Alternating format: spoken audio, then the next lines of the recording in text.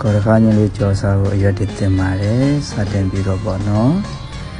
ကောရခါညင်းလေးတွေတင်ပြီးပြီဆိုတာနဲ့ကျွန်တော်ကြက်သွန်ပြင်းမျိုးဒီကိုထောင်းပါတယ်ပြင်ဆင်ထားရတာပေါ့ဒီတာနဲ့ကျွန်တော်တဲကိုယူပြီးတော့ကြောကိုစားပါပြီကြက်သွန်ဒီကိုစီမွေးတက်ပါတယ်ကြက်သွန်ဒီစီမွေးတက်ပြီးပြီဆိုတာနဲ့ကြက်သွန်ပြင်းနဲ့မျိုးဒီထောင်းလေးကိုထည့်ပါတယ်နည်းနည်းနွင်းပြီးဆိုရင်အယိုးလေးတွေထည့်ပြီးမွေးပါပြီရိုးလေးတွေနွမ်းလာပြီဆိုကမှအရွက်ထည့်ပါတော့မယ်အရွက်ထည့်ပြီးပြီဆိုမှကျွန်တော်စားဟင်းကြုံမို့ငန်းပြိုင်လေးနဲ့ပေါက်ပါတယ်အရွက်ကလေးလည်းနွမ်းပြီဆိုလို့ရှိရင်ကျွန်တော်ချပါတော့မယ်ကဲရပါပြီခင်ဗျာစားလို့ရတယ်ကောရခါညွန့်ကြော်လေးရပါပြီ